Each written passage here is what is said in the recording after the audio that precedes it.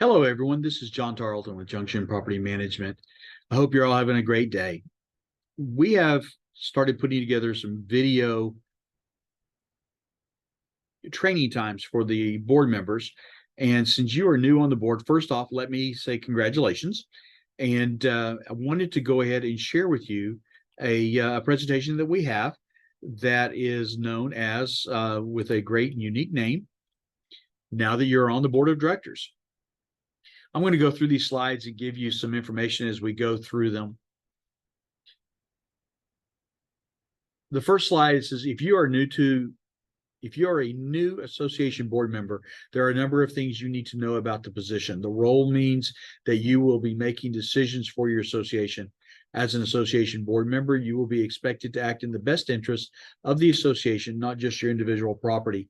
This sounds pretty simple, but honestly, it's a lot harder than people think. You have to remember that while you may want something done at your particular home, you have to look at what's best for the entire association.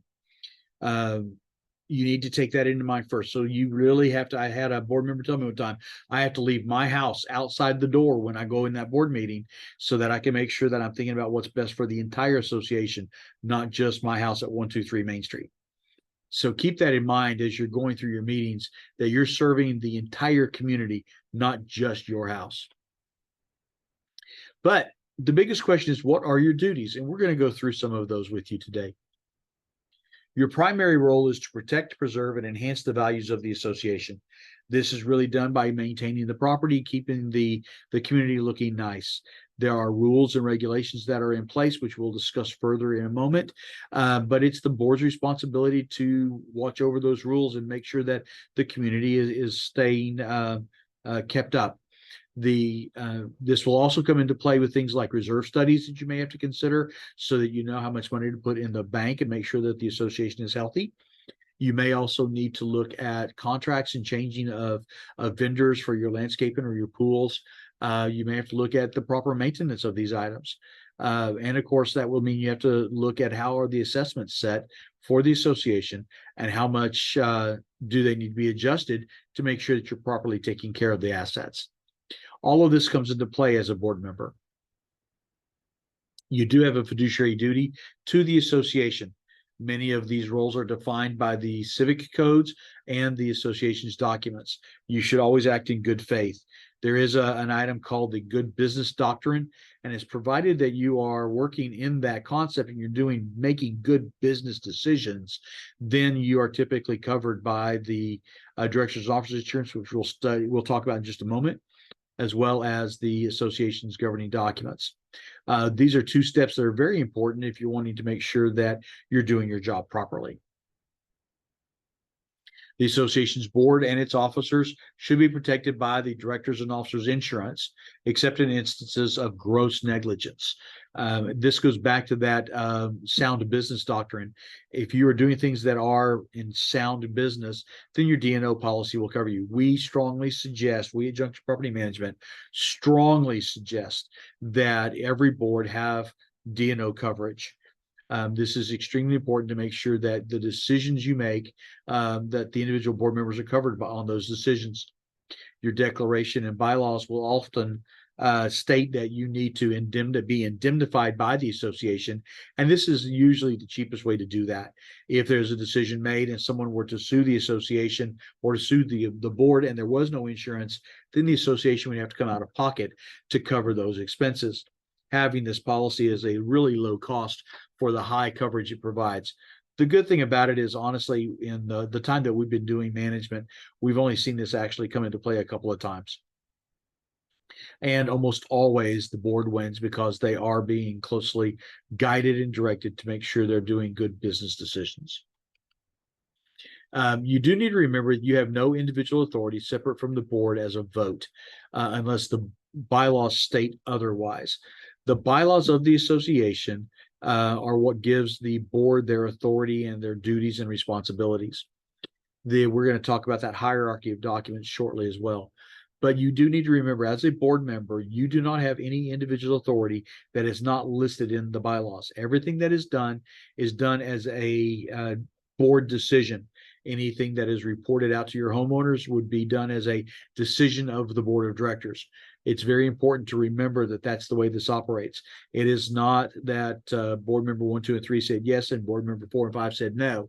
It is the board as a whole has decided to do the following actions. That's the reason why the minutes are taken in such a way as to record that that's the actions of the board. We're going to discuss that as well. You need to familiarize yourself with the basics of parliamentary procedure. This is what's known as Robert's Rules of Order. Most associations operate in a hybrid model of Robert's Rules of Order, proper setting of motions and seconds, and then a proper vote on the motion and not leaving it hanging out there. These are things that we help give guidance on. But you do need to understand these basics of parliamentary procedure. Also, the fact that the minutes are designed to record the decisions and actions of the board of directors. They are not designed to tell you that everybody said this or so-and-so said that. It is not a listing of discussions that happen, and therefore the discussions are not listed in the minutes. Only decisions of the board are listed in the minutes. I hope that's pretty clear and straightforward.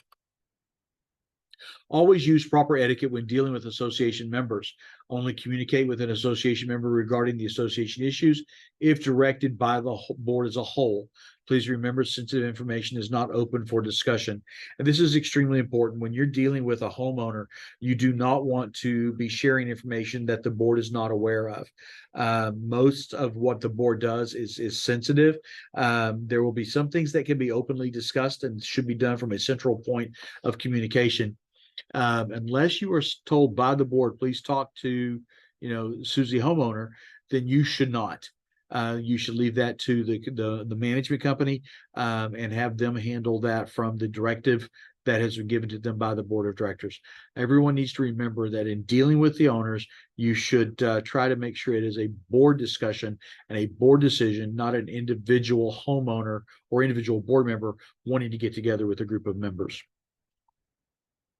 In communicating with the association members, keep everything as transparent as possible. Don't govern in secrecy unless doing so in an executive session for limited items. So when there is the time that needs to be communicated with the homeowners, a proper meeting should be called. It should be noticed properly to make sure that everybody gets the information that they need. The last thing you want is a homeowner who says that they feel they're being picked on or separated out from the rest of the group by not getting the notice information. So again, it goes back to having one central point of communication. Being transparent is important. At those meetings that we do hold, it's important that if there's questions, you answer the questions. Don't use half truths. Don't give half information. Give the information that the owners need to know so that they can move forward with the things that are happening in the association. However, you do have sometimes an executive session, and for very limited items that you can discuss in executive session. One of the things that you should not do is ever discuss an individual member's account or issues of an individual member with the association outside of a board meeting. You should never discuss the member's delinquency with anyone, including your spouse, outside of an executive session. So in an executive session of the board, you handle sensitive items, collections being one of them, foreclosure activities, legal actions, and contracts are all items that can be discussed in executive session. Any decision made by the board in executive session does get relayed into the regular minutes, unless, of course, you're talking about the collection activities on an individual account. We do not list that because we don't want to do anything that would embarrass an individual homeowner. Violations are another item that you would not discuss in open forum. So keep in mind that you don't want to discuss these things with anyone outside of the board. As an association board member, you do not want to be overly aggressive in your position. That means this is not a, excuse me, a situation of where your ego gets the better of you. Because if this position is for your ego, then you really are in this position for the wrong reasons. But you should want to stand firm and be consistent against community violations and any violators. You need to strike a good governing balance. Many issues will be caused because of a lack of knowledge or a misunderstanding. Sometimes members will stand in defiance of the board, and the board just has to stand firm with what the rules and regulations that you are tasked with upholding actually state. You need to let those be your guide. Follow the rules, follow the bylaws and the declaration, and as a board member, you'll be fine. Your association can always use expertise of new people volunteering to help out and serve on the board, committees, and other groups. Work to recruit people to help and make the entire association a better place to live or invest. This is very important that as a member of the board, you're constantly looking for people that can assist the association. You may talk with someone at an event or something, and they would say, "Oh yeah, I'm an engineer. I've really enjoyed it." And the association may be looking for an engineering report on something. It's usually going to be best. A good example to be able to get them to assist the association, and because they have a vested interest in the HOA. Know your association's documents.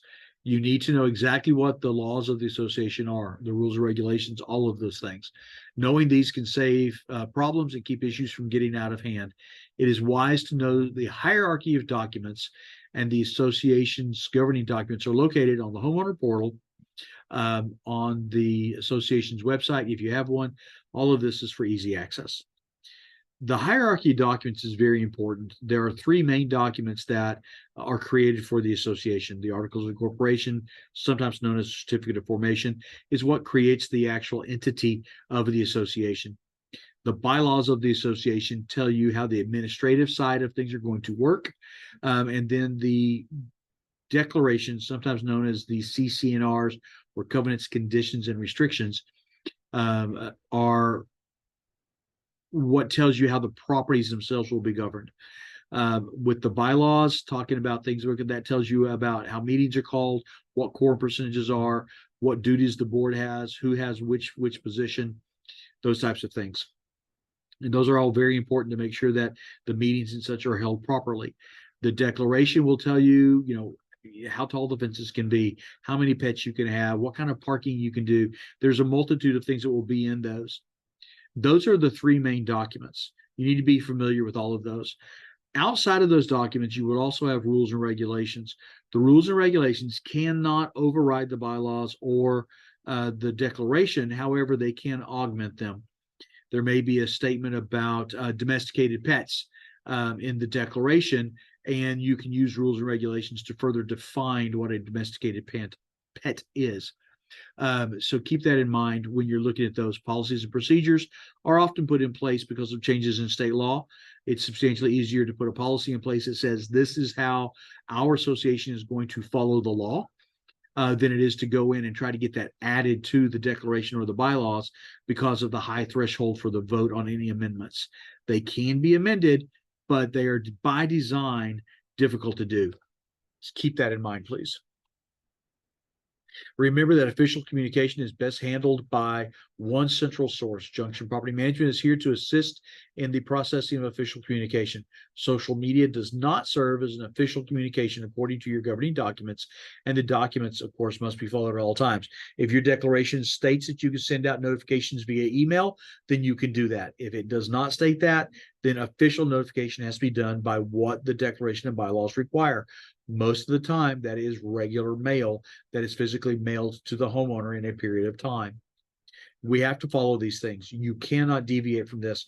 You cannot say that just because everybody has email and you want to send it that way, you can do that unless you change those documents. You have no choice but to do it the way the declaration and bylaws state. Social media should never be used for official communication with the homeowners. One of the problems that you run into, I was told by legal counsel, is that if you are utilizing the social media, then everything on that page becomes discoverable in an event of a problem.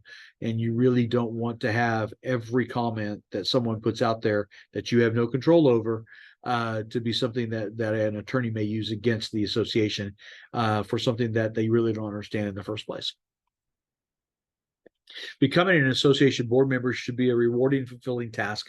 A board member will be expected to be informed on many issues and items in the association's rules, regulations, along with insurance coverages and more will be part of your review. Junction is here to assist you as needed and to provide guidance. We want to be of use to you guys. We want to be helpful. So please utilize us as well as people that you may see in your association. Items reviewed are things that you should know as a first-time board member, even if you're a seasoned pro. Take the time to take your position seriously. Excuse me. Know the rules. Do not be overly aggressive in your governance, and have a great time being an association board member. I hope that this has been helpful to you. If you have any questions, by all means, please let us know. We would love to assist you in all that you're doing. So if you have questions, you should always go first to your community manager. And of course, any of our staff is available to help as well. You can reach us through our main phone number. That phone number is also textable, and we can get back to you with anything that may come up. If for some reason you feel you're not getting answers, by all means, please feel free to reach out to me, and I'll be glad to see what we can do to assist you. Thanks a lot. Have a great day and enjoy being on the board.